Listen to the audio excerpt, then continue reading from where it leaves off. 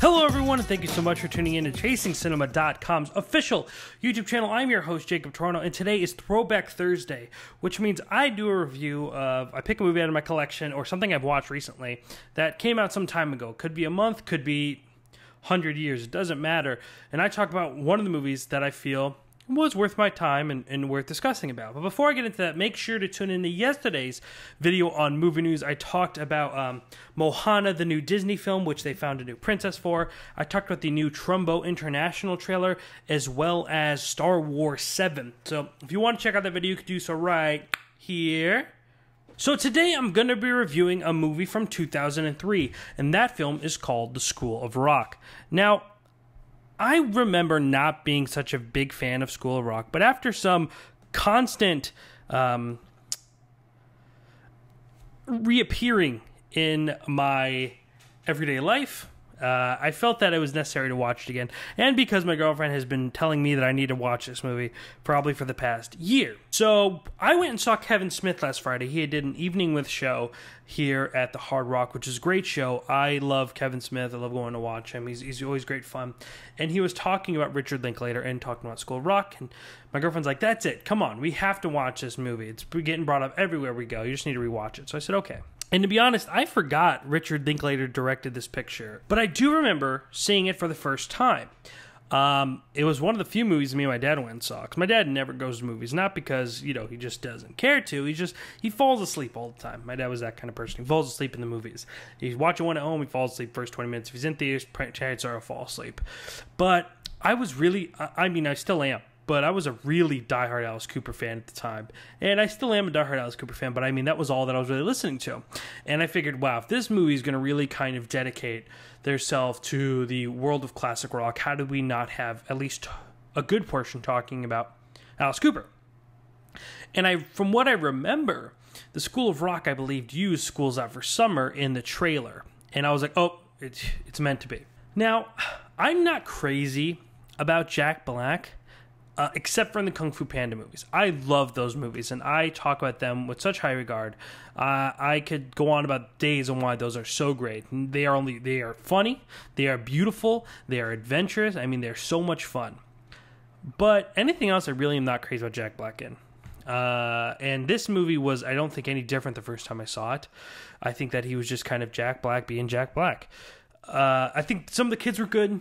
But overall, I didn't find it to be anything special. But back then, you know, I mean, even I was a kid. I mean, 2003, I was maybe 12, 13 years old. And it was whatever. It was nothing special to me. I mean, though I was 12 years old and though I started before I really started studying film, I was still someone who watched a lot of great movies already. So my taste was a little bit better than your average 12-year-old. However, you know, it gets brought up. I'm like, okay, I need to sit down and watch this movie. I look on Rotten Tomatoes. The movie's got a 92% on Rotten Tomatoes. I said, what? A 92? You guys kidding me? And Kevin Smith is talking about it. Well, not really. He was just more referencing Richard Linklater. My girlfriend's talking about it. My co-writer, Louis, really enjoys this movie. I don't know if you guys remember, but on the podcast, he said he enjoyed School of Rock better than Boyhood. I actually believe he was serious because he hated Boyhood. But nonetheless, I was like, okay, let's sit down. Let's watch it. So, after watching School of Rock, my opinions of it haven't changed drastically. I still think it's good. I still think it's a lot of fun. I think there's a lot of great entertaining aspects to it. But I still don't find it to be anything spectacular or really special. I mean, Jack Black is actually really good in this movie. I think that he actually really connects with these kids very well. I think all the kids are kind of interesting. It's not a very deep movie by any means, but it is a very nice movie in the sense that it's kind and it has a heart. You know, it addresses confidence issues. It addresses going after your dreams, things like that. You know, a nice movie for kids and teenagers and even some adults. You know, it's an all-around a fun movie for pretty much everyone of every age. But I think, hands down, the star of this movie is Joan Cusack. She is so funny as Mrs. Mullins, as this principal, dean, no, she's a principal, of this really prestigious school. And she is so funny as she is like this overbearing, controlling,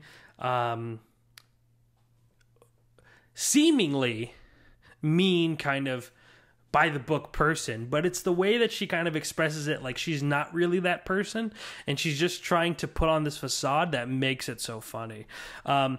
And, you know, we find out that that's really the case. We find out that everyone just kind of assumes she has a lot of pressure on her and all this stuff between her and Jack Black. But she is so funny. And there's this great part where after everyone finds out that Jack Black has... Well, let me give you backstory. If you've never seen School of Rock. School of Rock is about an aspiring rocker who seems to be going nowhere. He doesn't pay rent. He's mooching off of his roommate. He just got kicked out of his band, who needs money in order not to be kicked out of his apartment because his roommate's girlfriend's like, no more. His roommate is a substitute. And when his roommate gets a call for substituting and finds out how much he could get paid, Jack Black goes undercover as his roommate and goes teaching, which he can't do because he could barely take care of himself. He's not worried about teaching the kids anything. He's worried about the hangover that he has. And then along the lines, he has this great idea to create a band with all of his students for a Battle of the Bands competition to win money to pay his rent. Well, win money to become, you know, famous and go on to a new band. And so at this point, they find out that Jack Black is really not the substitute. The cops are there. Parents are yelling at this woman. They're like, how could you let some guy off the street just come and teach our students? Who's running this place? She goes outside because she really can't handle like how bad they're on her case. And she finds out that they all have abandoned school and went to the Battle of the Bands. This is towards the end of the movie. And she just walks in smiling, probably at this point of just cracking. But she comes in with this smile and like seems to be so happy to deliver this news that, oh, all of your children are missing. And it's just a great moment in the movie. I think the heart of this movie lies in the kids and in their relationship with Jack Black, which is there.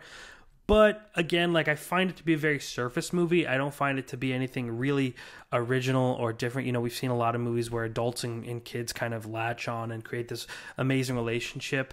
The songs are okay. You know, like my girlfriend has been singing the songs nonstop since we watched it. But I mean, it's a good movie, but it's nothing absolutely amazing. Like I can't believe that movie sits at a higher rating than some of the movies that we talk about. I mean, you got to think 92. I think that's higher than like some of the most classic films of all time. I wish I would have made a list. But I mean, it's better than, I mean, it's rated more than Back to the Future 2 and you know, some of the Star, I mean, it's crazy. And I probably could make a list of actually really prestigious, great films that has a lower rating than the 92. But I'm afraid to actually kind of look. Like, I'd be really afraid to find out that some of these great movies are not. But, you know, there's a lot of different reasons for that, depending on how many critics review it, you know, how many top critics, things like that. That's all kind of in the blend. So I'm not just saying, oh, it has a 92, that's outrageous. But it was shocking to me. And it is shocking to me watching Richard Linklater do that film because I feel like that was the movie to me that didn't seem like really had that kind of Richard Linklater signature on it. I mean, watching Slacker, watching Boyhood, and a few in between, I mean, it seems like more of his films have more kind of an independent flavor. That film, School of Rock, definitely feels like a very generic studio film. And it's a good studio film, but a very big studio film at that. So, nonetheless, I just wanted to share my thoughts on School of Rock because it bringing up, I felt like I just needed to talk about this movie. But if you've never seen School of Rock, give it a watch and let me know what you think down here in the comment sections below. If you have and you disagree with me, if you think I'm crazy, I'm willing to have a conversation about it. Let's start a dialogue down here in the comment section. Makes this one-way street a two-way street. We could have a conversation. Also, don't forget to check out that movie news video. It's down here in the description box. And right above the description box, you'll find a thumbs up sign. If you give that a click, that lets me know you enjoyed this video today and you're enjoying watching my stuff. I greatly appreciated that. The greatest way to never miss a video is to hit that subscribe button right down there. Just give that a click. Go on, click it. Click it. And don't miss out, tomorrow is Friday, which means I'm going to be reviewing Pan at AMC Town Square, and I'm really excited to talk about that movie, so make sure you're a part of that. That's going to be all for today, ladies and gentlemen. My name is Jacob Tiranno, and please continue chasing cinema.